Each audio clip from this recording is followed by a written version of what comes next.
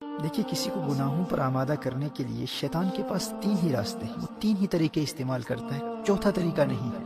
یا تو شیطان براہ راست آپ پر حملہ کرے گا، یا نفس کے ذریعے آپ پر حملہ کرے گا، یا آپ کی بری صحبت کے ذریعے آپ پر حملہ کرے گا۔ دیکھیے آپ اپنے دوستوں کے ساتھ بازار میں جا رہے ہیں اور اچانک سڑک کے اس پار آپ کی نظر ایک عورت پر پڑتی ہے، آپ اللہ جل وعلا کے خوف سے اپنی نظریں جھکا لیتے ہیں۔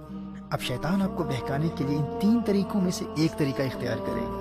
یا تو آپ پر وہ خود براہ راست حملہ کرے گا، آپ سے بار بار کہے گا کہ کوئی بات نہیں، ایک مرتبہ پھر دیکھ لے، تجھے اس کے حسن کا اندازہ ہی نہیں ہے، ایک مرتبہ دیکھ لے، دیکھ وہ تیری طرف دیکھ بھی رہی ہے۔ اب اگر آپ کا ایمان مضبوط ہے تو آپ اعوذ باللہ پڑھ کر اور لا حول ولا قوت الا باللہ العلی العظیم پڑھ کر ان برے خیالات کو دور کر دیں گے۔ اور شیطان ان خیالات کے ذریعے ہی آپ پر حملہ کیا کرتا ہے، جسمانی طور پر اپنے ہاتھوں سے وہ آپ کا چہرہ اس لڑکی کی طرف پھیر کر آپ کو مجبور نہیں کر سکتا۔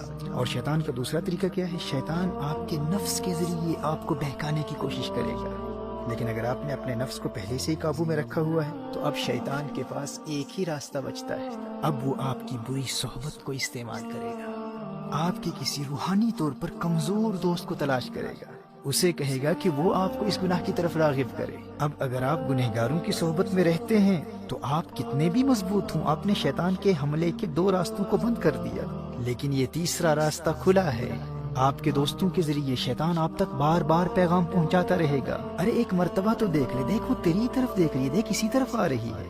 اور یہ کوئی بھی گناہ ہو سکتا ہے۔ ایسے دوست کہتے ہیں آج نماز قضا ہو گئی تو کیا فرق پڑتا ہے بھائی، دیکھ انتہائی لذیذ کھانا پکا ہے، روزہ توڑ دے، بعد میں کفارہ دے دینا، قضا کر لینا، کسی کو کیا پتا چلے گا کون دیکھ رہا ہے۔ اچھا آج سگریٹ پی لے، ڈرگز لے لے، کسی کو دھوکہ دے دے، جھوٹ بول لے، غیبت کر لے۔ والدین کی ہر بات ماننا ضروری نہیں ہوتا، اب تو بڑا ہو گیا ہے، بچہ نہیں ہے۔ مجھے بھی اپنے والدین سے بہت محبت ہے، لیکن میں ان کی ہر بات تھوڑی نہ مانتا ہوں۔ اچھا آج چلتے ہیں، آج مووی دیکھ لیتے ہیں۔ اچھا تو مجھے مل نہیں سکتا تو کوئی بات نہیں، میں تجھے لنک بھیج دیتا ہوں، لیکن مووی دیکھنا ضرور۔ تو بری صحبت کے ذریعے آپ گناہوں میں مبتلا ہو جائیں گے۔ شیطان آپ کے ارد گرد برے دوستوں کو تلاش کرتا رہتا ہے، اور اگر آپ کا کوئی برا دوست ہی نہیں ہے تو شیطان ہار جائے گا، آپ جیت جائیں گے۔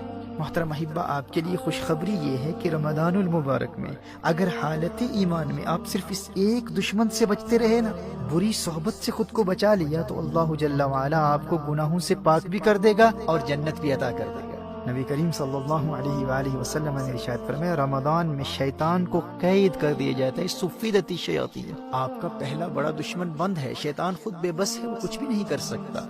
اور دوسرا دشمن آپ کا نفس ہے، نفس۔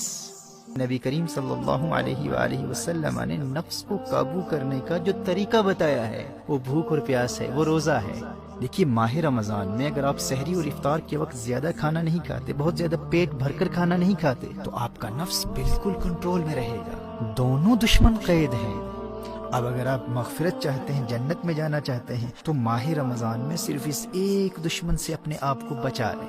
گناہوں کی طرف راغب کرنے والے، گناہوں کی دعوت دینے والے ہر دوست سے رابطہ مکمل طور پر منقطع کر لیں۔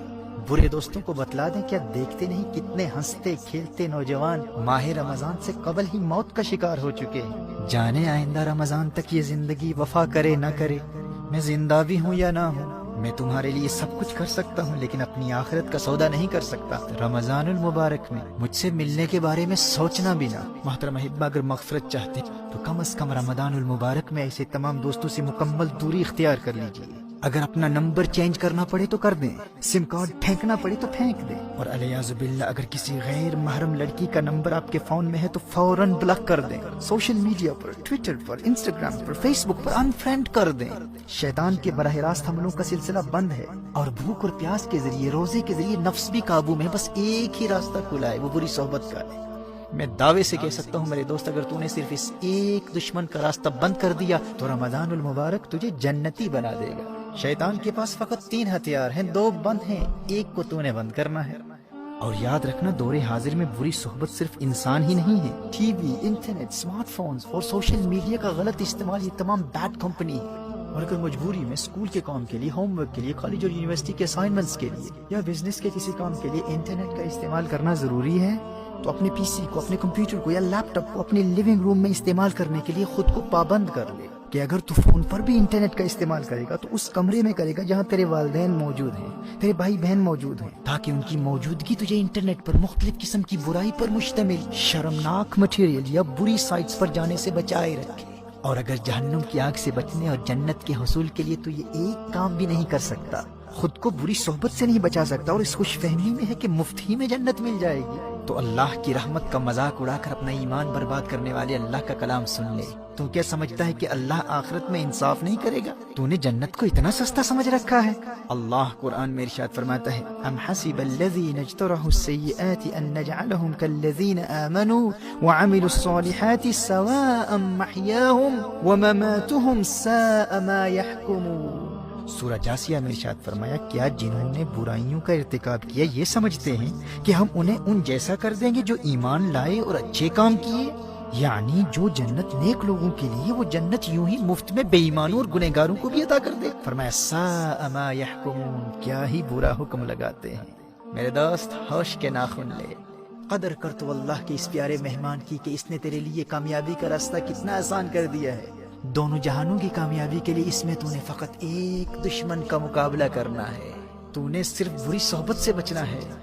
دیکھیے، کسی کو گناہوں پر آمادہ کرنے کے لیے شیطان کے